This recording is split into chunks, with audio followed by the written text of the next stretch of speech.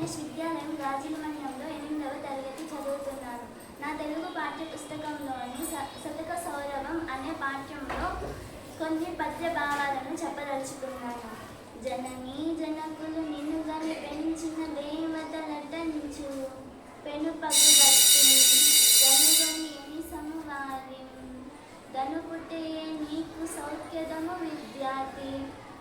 విద్యార్థి జన్మనిచ్చి పెంచిన తల్లిదండ్రులే దేవతలు. వారిని మిక్కిలి భక్తితో ఎల్లప్పుడూ సేవించాలి. ఇలా చేయడం వల్ల నీకు సర్వసుఖాలు లభిస్తాయి.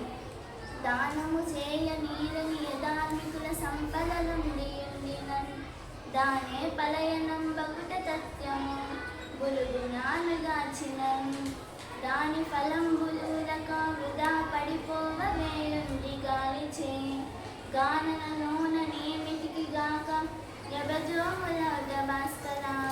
భావం: గురుగు చెట్ల కాయలు తిరుటకు పనికిరావు.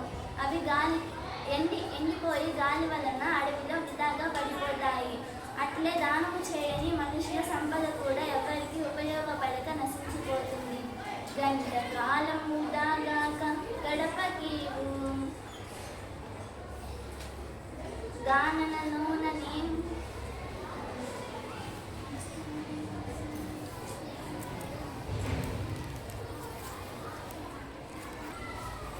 కాలము గడిచిన గతమనందు గతము గతమే కానది ఎట్ల కలిసి రాదు.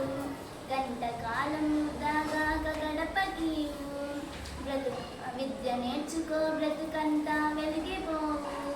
భావం: గడిచిన కాలం తిరిగి రాదు. కాలం విలువైనది. విలువైన విద్యను నేర్చుకోవాలి. కాలానుగుణంగా విలువైన విద్యను నేర్చుకోవాలి. అప్పుడే జీవితం పరిపూర్ణమవుతుంది. Thank you.